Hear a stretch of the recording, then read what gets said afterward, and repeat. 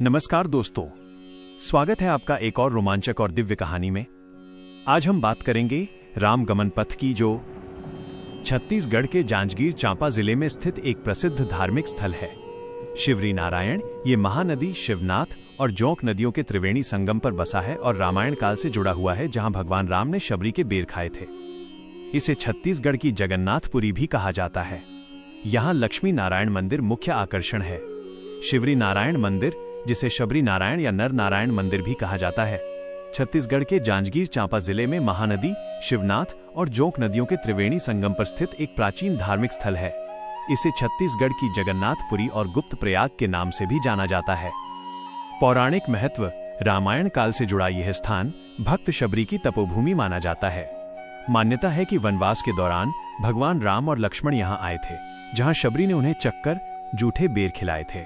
इस प्रेम और भक्ति की स्मृति में स्थान का नाम शिवरी नारायण, शबरी जोड़ नारायण पड़ा, जहां भक्त का नाम देवता से पहले आता है।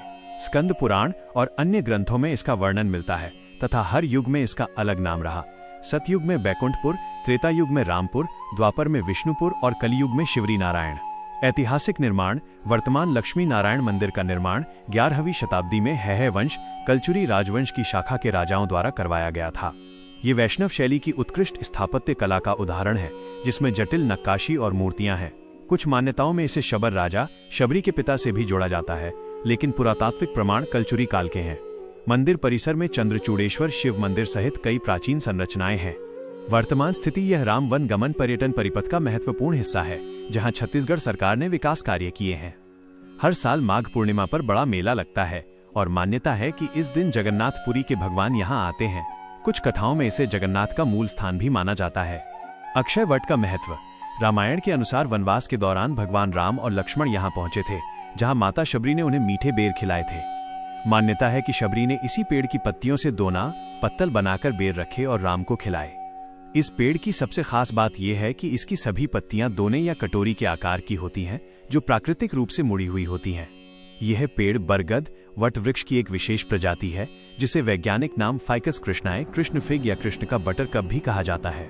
इसे अक्षय वट इसलिए कहते हैं क्योंकि इसका वर्णन सभी युगों में मिलता है और यह अमर माना जाता है।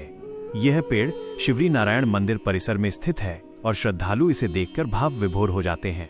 लोग इन पत्तियों को घर ले जाकर पूजा भी करते हैं। यह पेड़ भक्ति, प्रेम और राम शबरी मिलन का जीवंत प्रतीक है। रोहिणी कुंड का रहस्य: मान्यता है कि इस कुंड का जल कभी कम नहीं होता। चाहे कितनी भी गर्मी पड़े, कितने श्रद्धालु पानी निकालें या उपयोग करें, कुंड हमेशा जल से लबालब भरा रहता है। यह कुंड मंदिर परिसर में ही स्थित है और इसका जल पवित्र माना जाता है। श्रद्धालु यहाँ स्नान करते हैं और पूजा अर्चना में इसका उपयोग करते हैं। कुछ कथाओं के अनुसार ये कुंड भगवान जगन्नाथ से जुड़ा है। कहा जाता है कि शिवरी नारायण को भगवान जगन्नाथ का मूल स्थान माना जाता है और माघी पूर्णिमा के दिन जगन्नाथ स्वामी यहाँ आते हैं। इसी से कुंड की महिमा और बढ़ जाती है। यह चमत्कार प्राकृतिक या दैवीय शक्ति से जुड़ा माना जाता है, जो सदियों से श्रद्धालुओं को आकर्षित करता है। शिवरी नारायण में अमेजन जंगल नाम से एक नया पर्यटन आकर्षण विकसित किया गया है, जिसे छत्तीसगढ़ का अमेजन जंगल कहा जा रहा है। ये असली दक्षिण अमेरिकी अमेजन रेनफॉरेस्ट नहीं है, बल्कि महानदी तट पर घने हरे भरे जंगल क्षेत्र को अमेजन जैसा रोमांचक एडवेंचर जोन बनाया गया है। यहाँ घनी हरियाली, पक्षियों की चहचहाहट, नदी की ठंडी हवाएं और प्राकृतिक सौंदर्य पर्यटकों को आकर्षित कर रहा है।